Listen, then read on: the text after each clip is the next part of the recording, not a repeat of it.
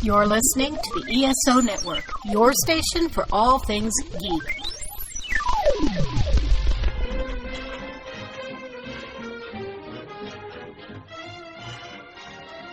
Hello, world, and welcome to Tales from Hollywoodland, a veritable feast of movies, television, Broadway, showbiz stories, and even a little bit of news and gossip with Julian Schlossberg, Arthur E. Friedman, and Stephen J. Rubin. Today, we're talking about JFK 61 years later.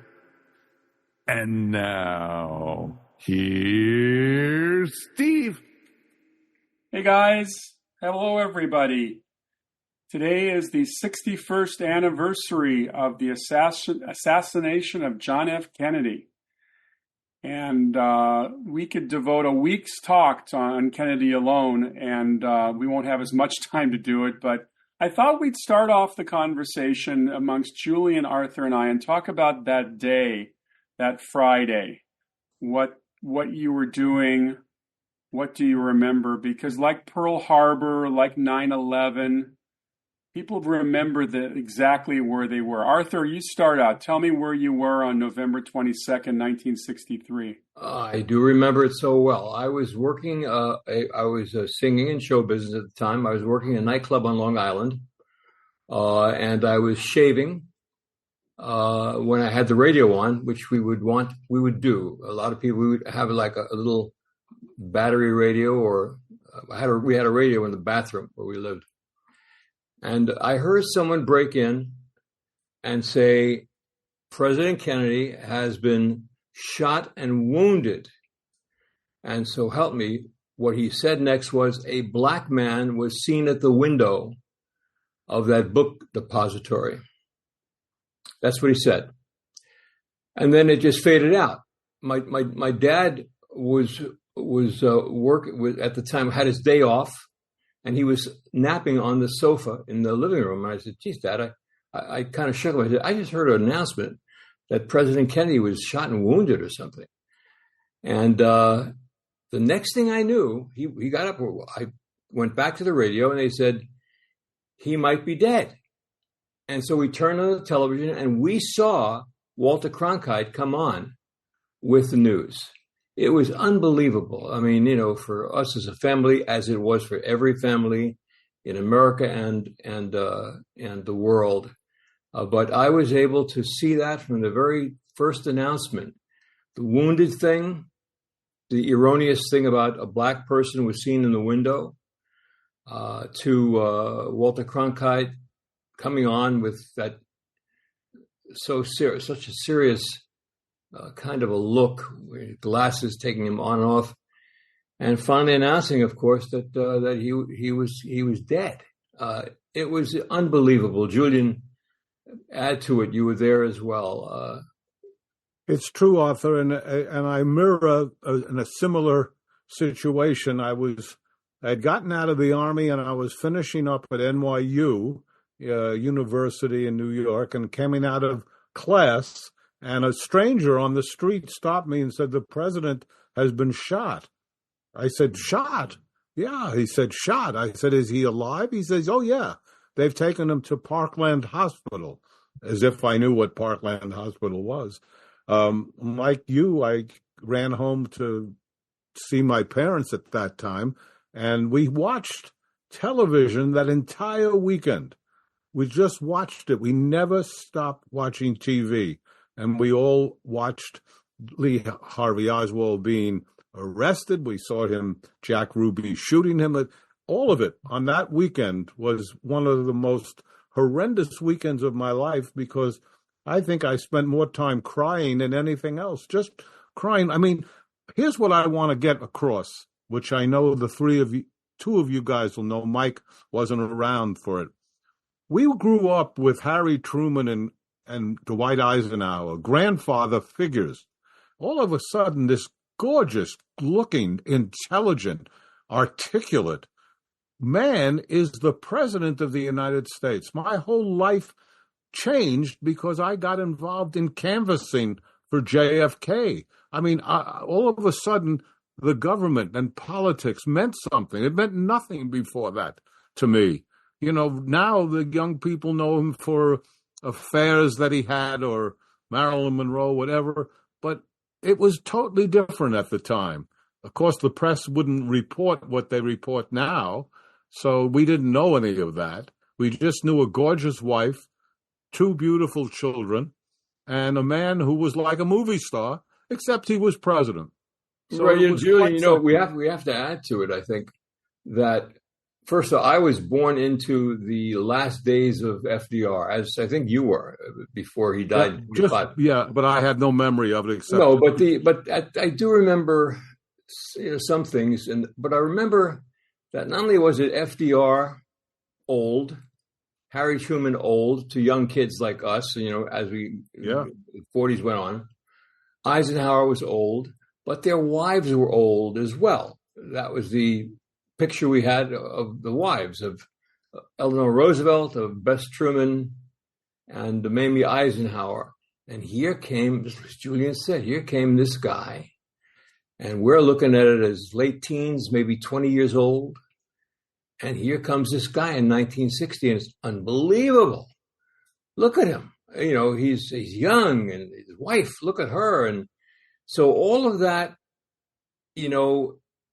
came about particularly to younger people. He was my first vote, of course. But we were in the game. It was always an old person's thing, politics. It always, whether the president was old or the senator was old, there were no young people. Here came JFK, greatest looking guy he could possibly be, so well spoken, that beautiful accent, that Bostonian certain accent of his. And that added to the fact that when he was in fact shot, it was so incredible.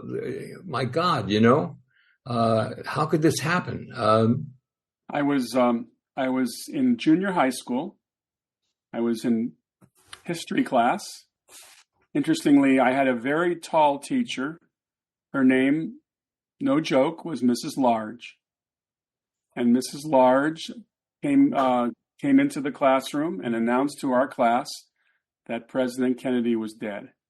And that whole, I echo what Julian said, the whole weekend was about coming home and listening and watching television. I mean, the funeral was Sunday. The assassination took place on a Friday. I remember vividly the funeral with the caisson and the riderless horse and little John in his salute to his dad. This was like a movie in itself. And I agree that he was such a charismatic president. I wasn't as aware of politics at all at 12, but I certainly saw the effect it had on my parents, particularly my mother. And my mother just was bawling most of the weekend. But Steve, in that we're all from the movie business. We watched a movie script. We watched a TV script. We watched, if you wrote that thing as a script, what happened that entire weekend, all these things that happened, no one would possibly believe. They'd look at this thing, you're crazy. This is nuts. This can't happen. In other words, we were watching television, the whole world, watching these events take place, but the events were monumental. What you just mentioned, the leaders of the world who came to walk in the funeral, in the procession, de Gaulle, the whole thing was unbelievable. Watching this murder take place in front of our eyes, it was really incredible. One thing that we need to add to this, before we get to movies that were attached to what this was, the theme of it, the JFK assassination. There have been so many conspiracy theories through the years about what really happened. Julian, you spent time in Dealey Plaza. What's your perception of what was that like, just being there? Well, to me, there was no doubt that somebody was on that grassy knoll. It was the easiest shot you could ever see. You couldn't possibly miss. Now, the Warren Commission, one of the biggest jokes in history, by the way, everything about that was a disaster from beginning to end. incorrect, proven ridiculous. But interestingly enough, 22 volumes came out.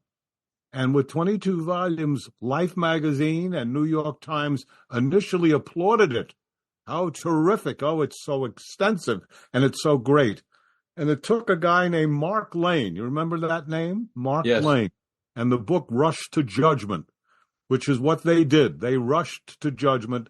They wanted to make sure it was one assassin, which, in my opinion, and more importantly, 75 to 80% of the American public do not believe one assassin, a lone assassin, did this. Back to what Arthur asked me when I was much younger. Yes, I was there at that grassy knoll, and you could see how easy it would be to shoot to the road. It was nothing. The Texas depository, that was very far away. And even the Warren Commission got 6 experts, 6 marksmen to duplicate the thing. And not one of those 6 could do what supposedly Lee Harvey Oswald did. And on top of that, they had a target that was not moving. Remember, the motorcade was moving. It wasn't moving at a huge pace, but it was moving. When they did this experiment, not one of those 6 could do it. Now, most importantly for me, and it really made me feel good, even the Warren Commission got this right. Of the 90 witnesses that they interviewed that were there, 58 of them said it came from the grassy knoll. They were either on the grassy knoll or, as Arthur said, at Dealey Plaza. But there was no question. I'm sure someone fired from the Texas depository. It could have been Oswald. But here's an interesting thing, because I did a lot of work on this. For some reason, I was so inspired. They tested his cheek, no residue from having shot, no residue at all. And on top of that, they also found that he there were no fingerprints on that so-called rifle that he used, supposedly.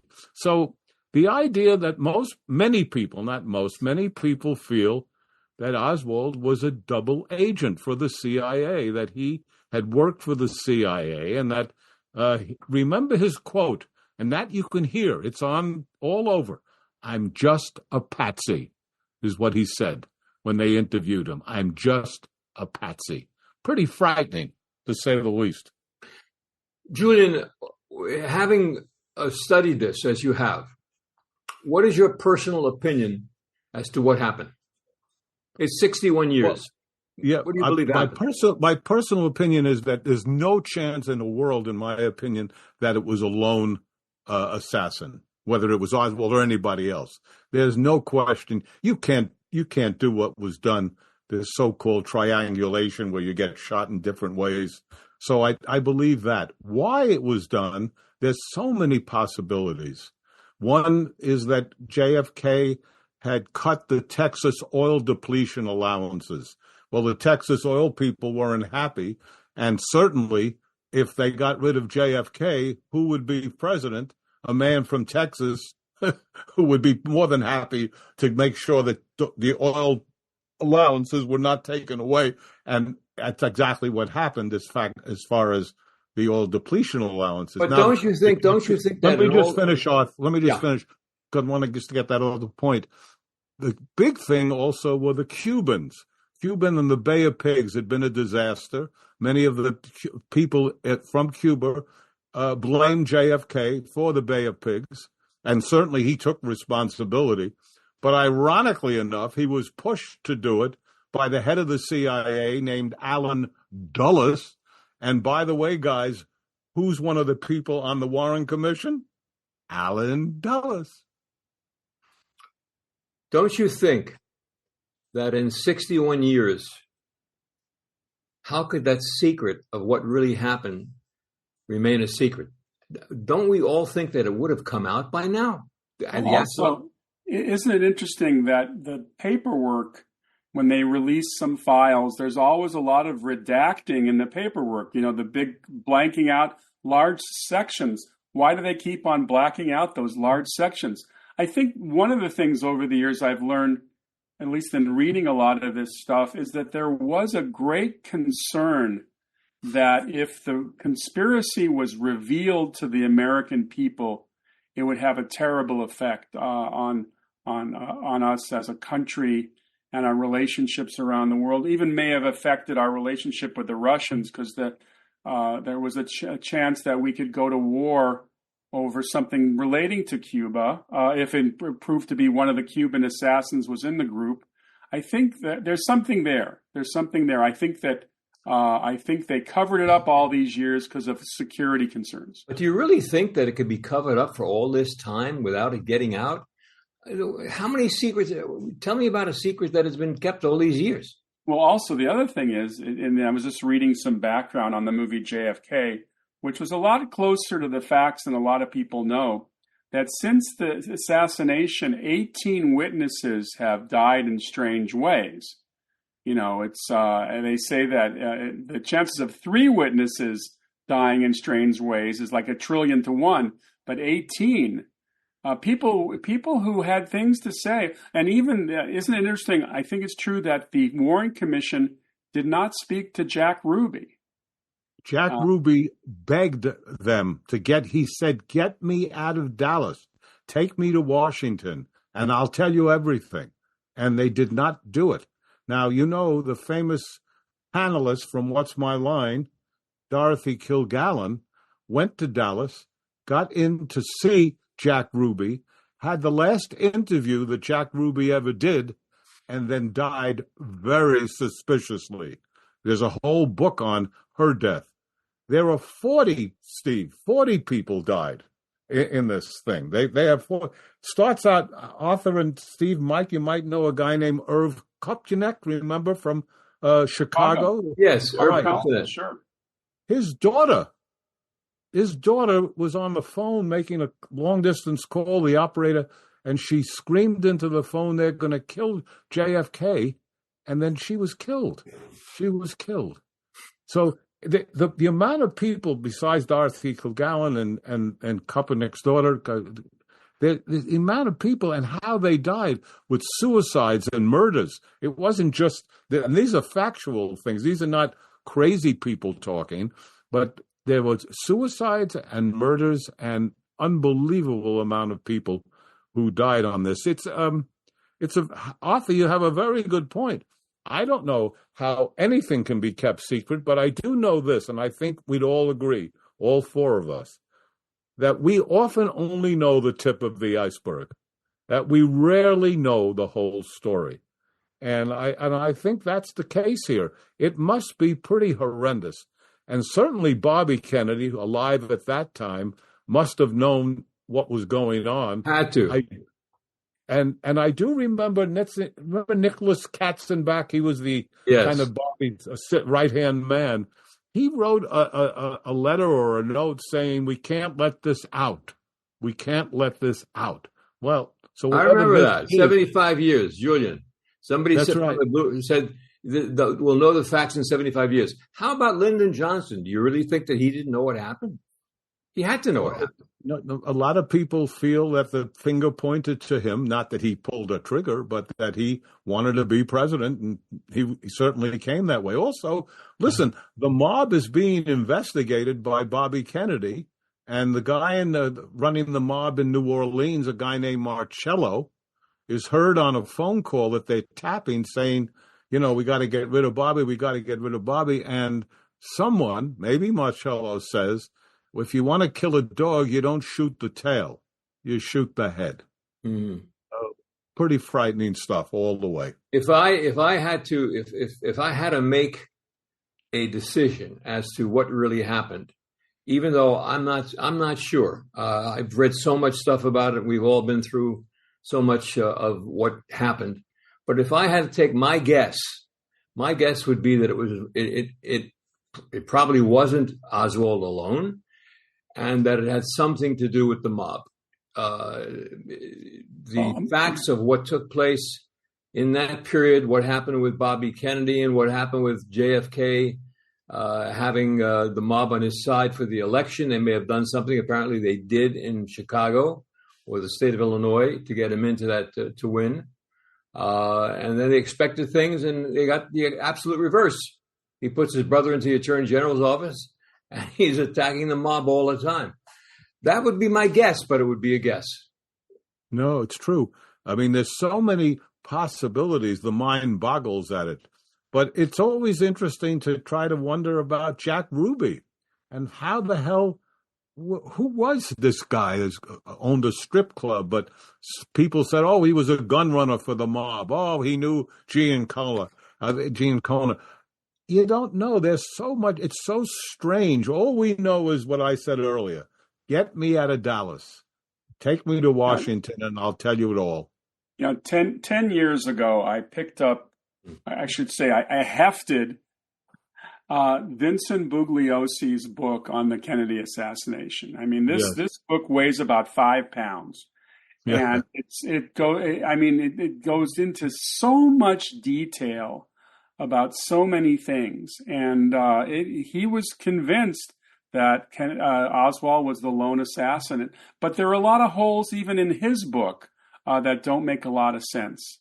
And it's brought out the JFK movie to me was utterly fascinating because it opened up so many interesting side plots that started to coalesce into a conspiracy. And there was interesting things about the fact that Oswald goes to Russia, defects, and is literally working with the KGB, but has no trouble getting back into the United States. Yes. I mean, what is that all about? There's theories that Oswald was a double agent, that he was working for the CIA undercover, but there are things that don't make any sense because, as the girl points out, who works for the Garrison character played by Costner in the movie, people are blacklisted for having leftist views.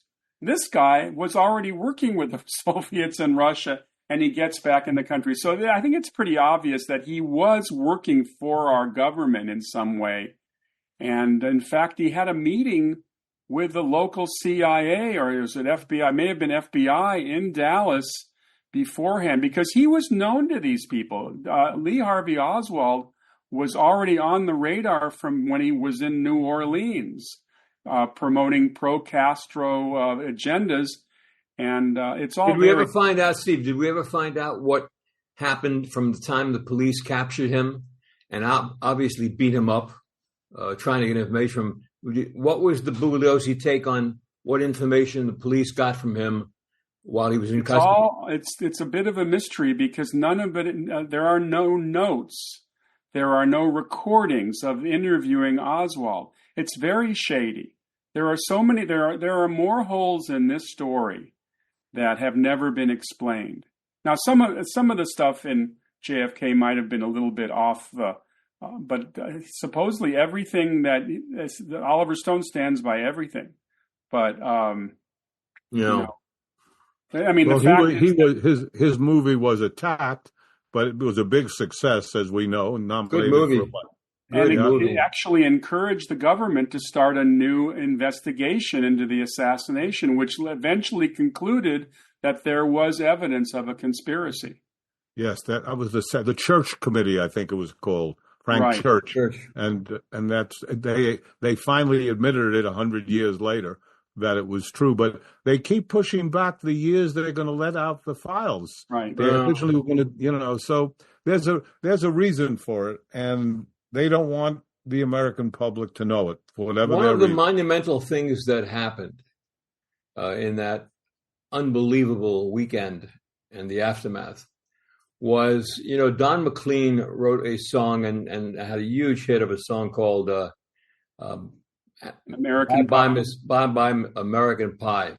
And it was the whole theory. It was the day that the music died when Buddy Holly and those guys died in the plane crash. Big Bopper, and the kid who sang La Bamba, Richie Valens. So the thing there was the day that the music died. Without question, when JFK was assassinated, it was the day that the age of innocence in America died. It all went south from there. When you consider what happened subsequent to his assassination in this country, sex, drugs, rock and roll, the Vietnam War has escalated. Exactly. Nothing has been the same since. There's evidence that Kennedy would not have gotten us embroiled there. All right. Now, Julian, you knew Ted Sorensen, I believe.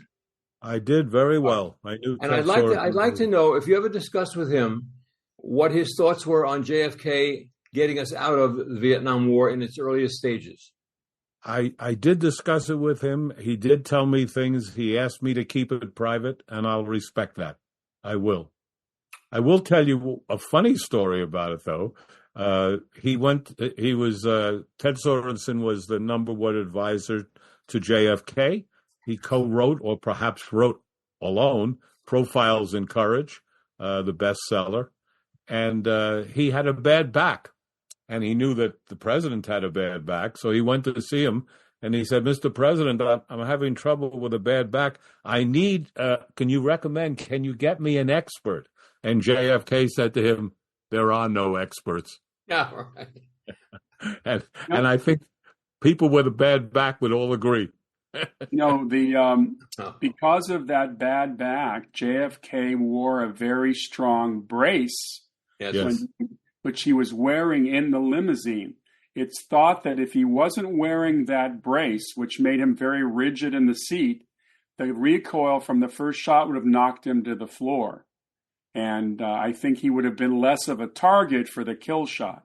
So that brace was definitely something that wasn't helping him at all. No. I actually was, it's funny, you guys were much more into politics than I was, or much more at least aware when you were there at that period. But I think my first discovery of Kennedy was a movie that was released the year he was assassinated, which was called PT 109. It was a Warner Brothers film. And when I was researching my book on combat films, I got a chance to interview a number of the filmmakers. That was originally going to be a movie directed by Louis Milestone. Oh. Now, Louis Milestone directed All Quiet on the Western Front, A Walk in the Sun, Pork Chop Hill. He was a specialist in military stories. And Brian Foy, one of the Foy children who had a producing deal at Warner Brothers, got into a tiff with Louis. Louis didn't like the way the screenplay was coming together with a lot of humor, and because he saw it as a fairly serious story. So he was fired, and they brought in Leslie Martinson, who was a television director. And if you watch PT 109 today, there is quite a bit of humor in it, and it has kind of a light quality to it, almost like a TV movie. And it's too bad because the story has great drama. Kennedy himself was the one who suggested Cliff Robertson to play him, but without the accent. He asked him not to do the Boston accent. And Cliff is very good as Kennedy. It's a very kind of low-key performance. I have a funny story about PT 109. I was working for United Artists in those days, and I was selling Maine, New Hampshire, Vermont, the mom and pop theaters up there. So I was up in Vermont, and there was this really incredible drive-in that had a motel. So if you stayed in the motel, you could watch the movie on the drive-in screen. It's true. So I got it. I'm in bed. This humongous drive-in screen is out there because it's all window, and I'm watching PT 109, which I found to be kind of boring, to be honest with you. I didn't think it was a great movie, but I fell fast asleep. But the image of that drive-in screen was so big, and laying down and watching this movie was so bizarre. Today we have screens that are, the TV screens are very big and nothing, of course, like a huge drive-in screen. But that's how I saw PT 109. Then I met Lou Gallo one day, and Lou said, I was in PT 109. And Lou Gallo was the protege of Louis Milestone. Yes. He was also in Ocean's 11. He's in Ocean's 11. And he's in Soldier in the Rain, which is a Steve McQueen movie. He's also in an episode of The Twilight Zone. I got to meet him. He used to come to our screenings when we were doing Showtime original movies, and I got to know him a little bit. So what are we guys, including Michael? what do we believe? What do we think are the better movies or TV things that have come out of about JFK, whether it be the assassination or his life or the 13 days? JFK, certainly the movie directed by Oliver Stone, was a terrific film. Kevin Costner. What are our thoughts on that, Steve? What do you think? What do you like? Well, let's see. Well, one of the earliest movies about the Kennedy assassination was a movie called Executive Action, which starred Burt Lancaster and Robert Ryan. Ryan's last movie, too. Robert Ryan's last movie. And it was one of the first movies, if not the first movie, to talk about, in a movie, the conspiracy theory. And what was the plot? I think it's all told. It's been a while since I've seen it, but Executive Action is basically from the conspirators' point of view. It shows them planning it and executing it. And who are they? In Executive Action, these were businessmen from Texas. Burt Lancaster, Robert Ryan was involved, and Will Geer, a beautiful actor, blacklisted, but eventually came back in the Waltons. I took Executive Action from our friend, author Norman Levy. I put it in the Coronet Theater on 59th and 3rd and launched it. And it did so well that I did, for the only time in all the years I ran those theaters, put it in the Baronet as well as the Coronet next door. So we were every hour on the hour. No matter where you were, you could see Executive Action. Happened to be an outstanding movie. It was a very good film. Who directed that, Steve? I want to say David Miller, but I will tell you. Very good film. Yes, it was, and as Steve pointed out, it came out reasonably quick, and very surprising because generally, as you know, Arthur, we knew all the movies that were coming out. That came out of left field. It was independently produced. Sleeper, and, right? It was quite a film, though, and we did very well with it. You know, a lot of these David Miller. David Miller, yes. Interesting. There were a number of movies that came out. There was a documentary. I think I've mentioned this before, but if anybody who is perhaps younger and really wants to get a film documentary look at those 4 days, David Wolper made a documentary called 4 Days in November, which we had at United Artists, and that is a great film in terms of being a documentary and stating it, what happened, and it's something that it's available somewhere, I'm sure. But 13 Days was I thought a terrific movie. That was much later. That was in the year 2000. That's about the Cuban Missile Crisis, which had previously been done, as you pointed out before our talk today. In 1974, The Missiles of October was a miniseries which starred William Devane as John F. Kennedy, and Martin Sheen played Bobby Kennedy. Did you see it, Steve? I saw it back in the day. It was very Did you see it? No, I never did. Great. It happened to be great. Again, probably available, somewhere out there in TV land. But it's a great film. Black and white, as I recall. But that was a good one. There are a lot of films that dealt with something having to do with JFK. Well, interestingly, Stephen King, the great horror fantasy author, wrote a book a few years ago called 11/22/63, which fantasizes that a time traveler goes back to 1963 to avert the assassination. And James Franco, in one of his more dramatic roles, this was actually a miniseries. It was done, I can't remember I think it might have been Prime, it may have been Netflix, but it was a very interesting look because it's an interesting setup. He works in a small town in New England, and he discovers that by walking outside the back of a diner, you walk through time. So it's a little crazy at first, but the detail that Stephen King brings to 1963 And this man's efforts to avert the assassination, as much as going down to Dallas, getting an apartment, and preparing for all the things that are going to happen, is absolutely fascinating. One of the fascinating things that I learned was we all know about the famous Zapruder film, which was a man, Abraham Zapruder, who was standing Zapruder with a P. Zapruder. What did I give him, a G? You gave him a G. Well, maybe a PG, PG. We're doing a film about Hollywood. Anyhow, that film was purchased by Time Life, and they kept it hidden for years. And it was Garrison, Jim Garrison, in the JFK movie, the DA from New Orleans, who subpoenaed it and got it released. That's how it became public. There was a woman, I forgot her name, but she also had taken film. She was filming it all when a man came over and just grabbed the camera and took it away. So who knows? There's so much that we don't know about this whole situation. What was interesting is that there was no live coverage of the event.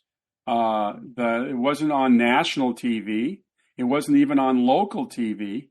Zapruder was the only one who caught it with his camera. And Steve, I just said, I know you had to go away. No, there were other people, but it was confiscated, supposedly. They confiscated. Yeah. There's a lot of strange things were happening in Dealey Plaza that day. In fact, and supposedly, once again, this is all hearsay because none of us know the facts, but supposedly that Zapruder film was tampered with, that certain frames were missing, etc. So, there's so many conspiracy theories, and I went down that rabbit hole foolishly because I spent an inordinate amount of time. But you get so many conflicting stories from so many different people but in a peculiar way, it really adds to the problem of what really happened that day. I also went to Dealey Plaza. I've been there on 2 or 3 occasions, and I was there recently. It's such a mythic place in many ways because we've heard of the story for 61 years. When you're standing behind the wall there, looking out from the grassy knoll, it's right close to the street. It's right there. Cannot miss. I mean, it's so close, and you're right. The amount of space between the book depository and the street was much longer. It's inconceivable that guys. The parade with JFK was a big deal in Dallas that day. There were thousands of people all over that place. They must have, more than 58 people must have understood that something happened in a grassy knoll. A gun was shot. How many times? Was it two shots from the grassy knoll? The Warren Commission said 3, and our friend Rob Reiner did a film on it, a podcast that he did, and he had down to 4, but the Warren Commission agreed that there was 3 shots.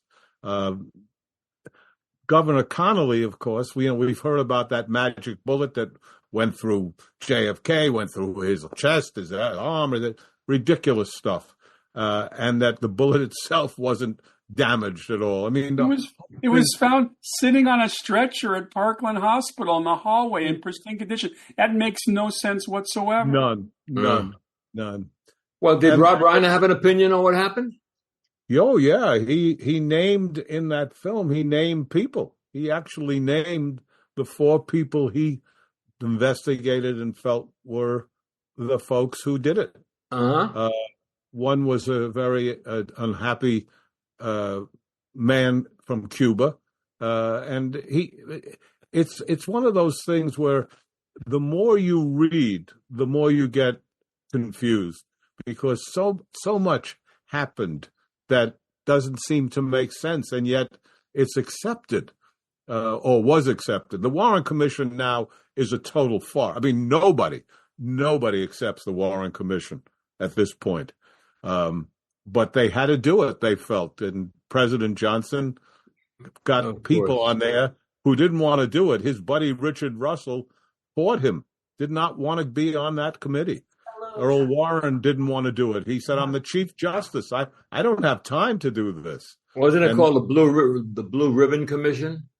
Yeah, it was called that. Some sort. But I'm saying, worth repeating, the parade for JFK in a convertible, open car, of course, coming off the plane in Dallas, was all political. He was down there for politics to make good in Texas and LBJ and all that. There were thousands of people in that area that you guys visited. There weren't dozens or hundreds. There were thousands of people. How could they not know that 2 or 3 or 4 shots were fired from the grassy knoll? They had to know. Well, as I said, on the 90 people that the commission interviewed, 58 said it came from the grassy knoll. And one of them established that there was a 5th shot because it ricocheted off the wall and wounded him. I mean, it grazed him. So obviously the Warren Commission was immediately wrong. But for whatever it's worth, remember what I said. I heard the first announcement of that on what I believe was CBS radio that I happened to be listening to. And they broke into it. And that first announcement said someone from the book depository, a shot was fired. Right. So that was the first report. You know. One of the fascinating things about Oliver Stone's JFK movie is Donald Sutherland plays a character who, for 15 or 16 minutes, talks about the cover-up. And it's fascinating to listen. Some of it doesn't, I don't know if it's entirely true, but he talks about all these things happening, particularly the fact that very quickly they established a whole biography on Lee Harvey Oswald, and the character in the movie, it stipulates that it sounded like they were preparing this beforehand. They knew exactly what they wanted to give the press to establish. Back again, Steve, to I'm just a patsy. Yeah, I remember that. This is not an actor.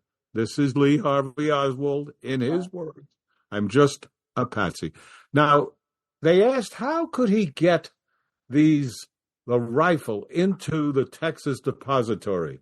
And they came up with the theory that it came in with curtain rods, that curtain rods were in this woman's garage, and he put the rifle in there and he carried it into the Texas depository. Then they get to the woman who goes to the garage and shows them the curtain rods are still there. So, I mean, come on, guys. I mean, that's what I meant about the rabbit hole. You cannot believe, as I crazily did, just got so involved in this thing. And the more I read and the more I researched, the more it became crazier and crazier. Well, it's an obsession. I understand the nature of what that is. You know, in today's world, the conspiracy theories have become an industry. There's millions of conspiracy theories about so much. And the thing is that in the case of most of these conspiracies, not only about JFK, but so much, the earth is flat, the Twin Towers was a conspiracy. In so many of these conspiracy theories, there's a shred of truth. And then there have been real conspiracies that draw on this. So it makes everything, including JFK, a possibility for there was a conspiracy. Nothing is straightforward. And it's hard to make that in the case of the JFK assassination being straightforward, that's for sure. You wonder if Lee Harvey Oswald had not been assassinated, what he would have said. I mean, there seems to be a lot of reasons to make sure that he doesn't talk. And of course, allowing Jack Ruby to get into that underground police garage with no security doesn't make a lot of sense. And Steve, on top of that, the commission never investigated that.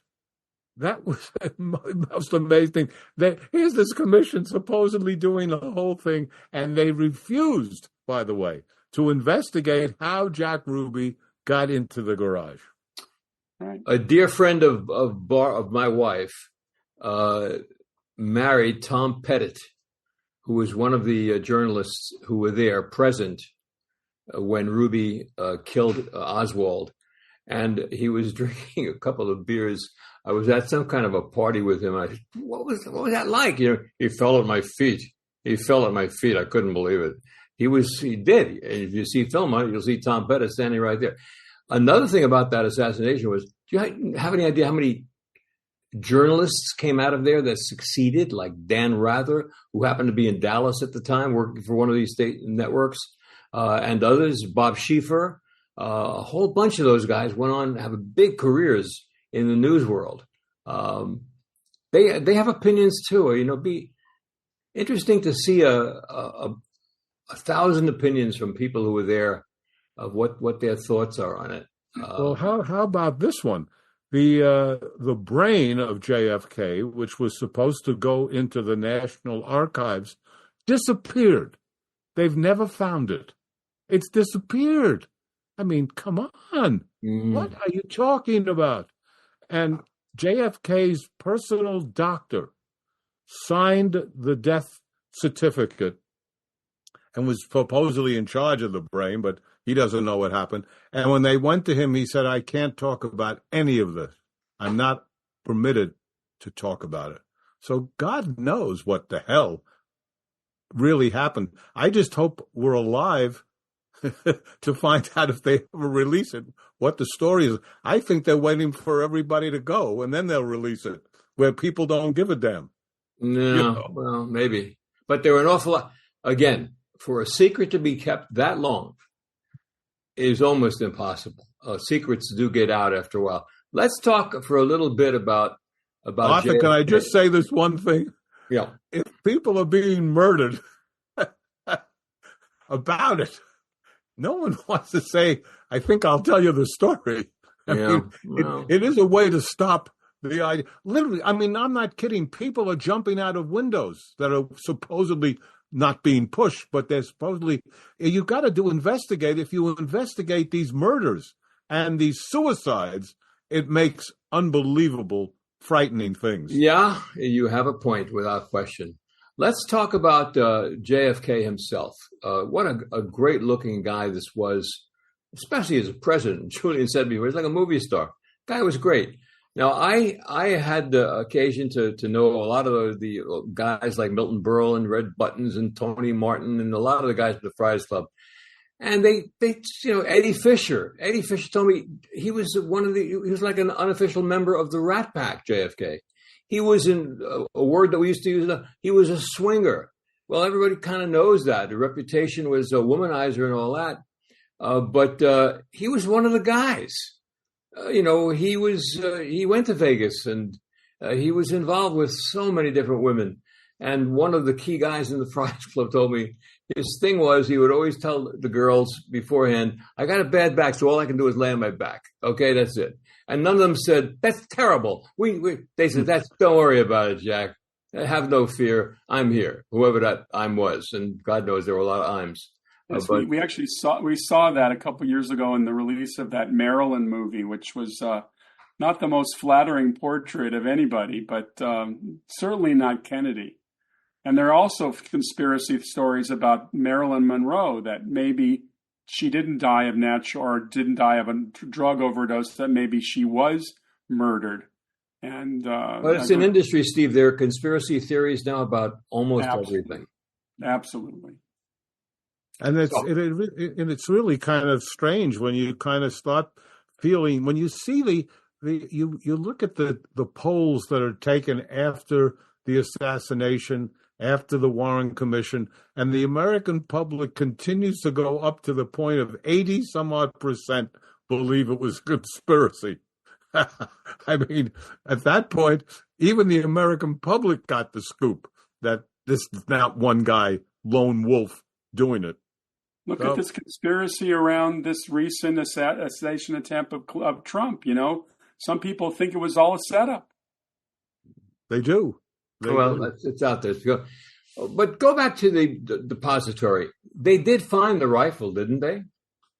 They did find the rifle, but we don't know if it was. We don't know if it was the rifle. No, I understand. But they found a rifle at the school depository, I believe. Absolutely, they did. How many shots were fired? Do we know? As I said, the Warren Commission said 3. and Rob Reiner has said 4. From that particular rifle. Supposedly. Yeah. And yet the bullet that they found at the scene of the crime did not match the rifle that was used. Once again, proving that it wasn't just one assassin shooting at the president.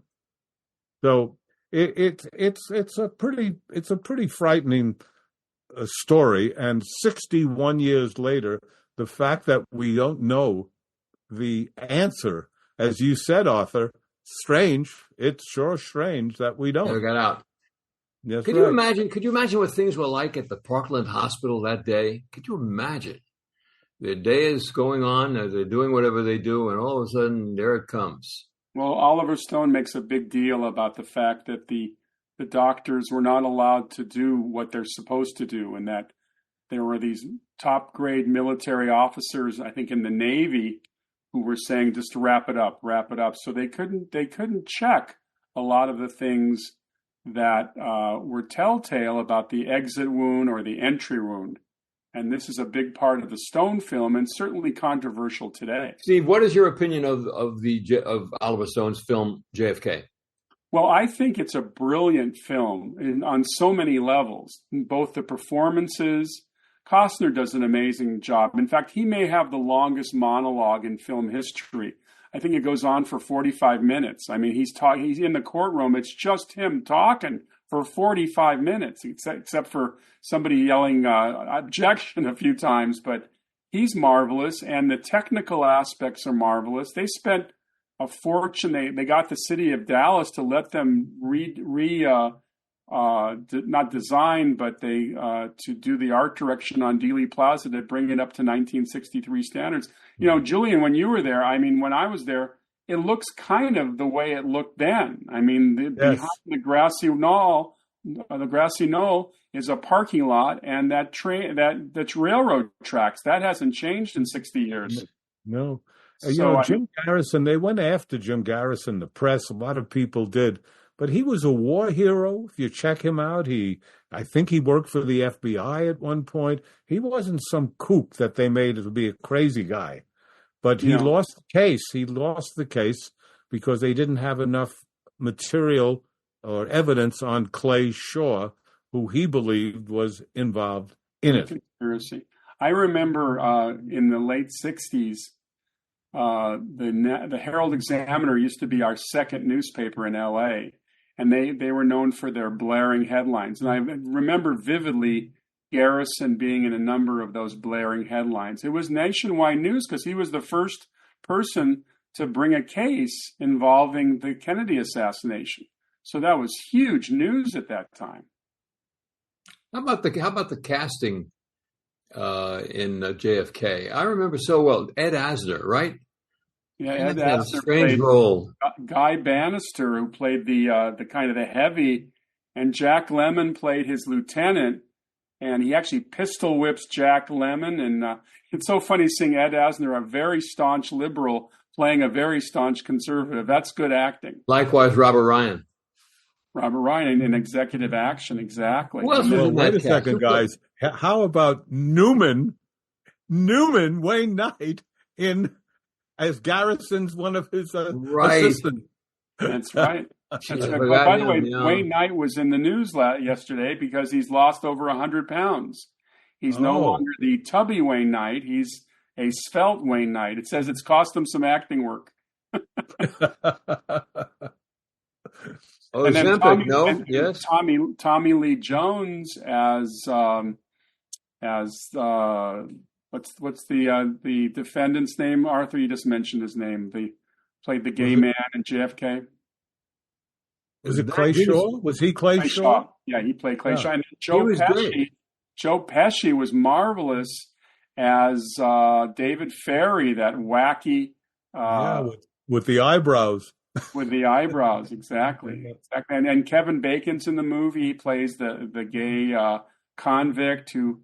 It was just a fascinating cast, and I haven't seen it since. Walter Matthau is one of the senators, I believe. Yeah, he plays the son of Huey Long. He plays the son. Absolutely. And the movie was 1990, maybe. 1991. 91. Walter Matthau. I forgot. I haven't seen the film since then. I got to go take another look at that. I'd take another look at it. Absolutely. No. Absolutely. What are the great films are there out there? Did you like 13 Days? I did. I liked 13 Days, which was basically told from the Kevin Costner character as an executive assistant to Kennedy. Kenny O'Donnell was the character. That's certainly a fascinating period. Guys, I opened my own company in 1973 in Boston in the Park Square building. And it was just me and my secretary I had at United Artists. And the first day that I was open, my secretary came in and said, "There's a gentleman out here who wants to say hello to you. His name is Kenny O'Donnell." Oh. He came in. It was Kenny O'Donnell, who came in as any great politician said, "I see you started today. I want to just thank you and wish you congratulations and good luck." He was great. And I'm thinking to myself, 10 years ago, you couldn't see President Kennedy without going through Kenny O'Donnell. And I love their book. He wrote a book with Dave Powers called Johnny We Hardly Knew Ye, which is a wonderful book. I love that book. Yes, I did too. And so there was Kenny O'Donnell, first guy in my office. The second one was Sumner Redstone. Anyway, it's another story. But, they all had their stories. These guys who surrounded JFK, the Irish Mafia, Kenny O'Donnell, Dave Powers. There was that inner circle, other than the Ted Sorensens and these other, best and brightest. But that's something else again. He brought in all these young guys, He was also a war hero, getting back to PT 109, the things he did in the South Pacific, with that back of his, that bad back, he was hurt when his PT boat was cut in two by a Japanese destroyer. Yeah. And they were all thrown into the water, and he helped save a man's life by having him, while he was paddling, they were attached to each other, and they crossed 2 miles of ocean, and he helped save that one guy and kept his crew together. He was a real war hero. When was the last time we had a president who was a real war hero? I mean, going back probably to George W. Bush. War hero? Yes, that's possible. Not George. I think George H.W. Bush. Thank you. Sorry, George H.W. The other Bush was pretty far away from anything that was considered to be a conflict. Sorry. We did have General Dwight Eisenhower. Yes, we did. To say the least, right? Oh my goodness! And the more you study history, the more he becomes a better president. You used to think he was an average president, and they, as historians said, good. Now he's very good. Some say excellent. It's interesting how time changes. Sometimes history. What's interesting that even for the minute that it just took us about war hero presidents, we left out Eisenhower. Can you imagine? Talk about a war hero. My goodness. Well, this has been a great discussion, guys. I mean, Kennedy always brings up a good points of discussion, and I'd like to turn it over to Mike Faber to wrap up this another wonderful episode of Tales from Hollywoodland. Thank you, Steve. Always an interesting conversation with you guys. You've reached the end of this episode of Tales from Hollywoodland podcast. Always remember, we couldn't do this without you. We want to hear from you, so please write us anytime at talesfromhollywoodland@gmail.com. Remember, you could also find us wherever fine podcasts are found, and now you could even find us up on YouTube. If you made it this far into this episode, why not subscribe and give us a thumbs up? Or if you're listening to us, please give us 5 stars. If you're into social media, please check us out on Instagram and Facebook. Before we get out of here, though, let's find out what's going on in the guys' other shows. What's happening on your show this week, Julian? Well, Mike, Arthur, and Steve, I have to say I am so excited because I have John Kander, the man who wrote some of the great musicals on Broadway. Everybody loves a winner, but nobody loves me. How about Bump, Bump, Ba-da-da-da? Of course, Bump, New York, New York. New York, New York. But he wrote Cabaret. He wrote Chicago. He's 97 years young, and he is sensational. So I'm very proud to have gotten him, and I hope you'll listen. Candor and ebb. Very cool. Steve, what's cooking over on Saturday Night at the Movies? Bruce Hunt is a second unit director, but he directed a very good thriller called The Cave, which takes place in an Eastern European underground labyrinth. And I thought the movie was thrilling and chilling as these divers deal with monsters. So we're talking all about The Cave with Bruce Hunt, the director. Arthur, what's coming up on next week on our podcast? We have writer and director David Seltzer. He has directed some films, who happened to write The Omen, one of the great movies of all time. You want to talk about getting scared. And David should be very, very interested to talk to. So there we are. Awesome. It's going to be a great show next week. On behalf of Steve, Arthur, and Julian, thanks again for listening. This is your producer and announcer, Mike Faber. We'll see you here next time on Tales from Hollywoodland. Your Hollywood adventure starts right here.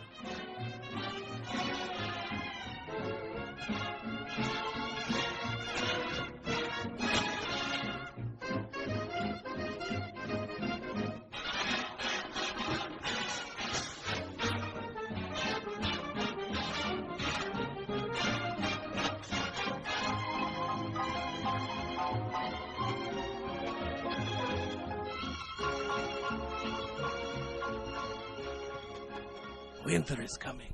Prepare with a fine cigar and listen to the Cigar Nerds podcast.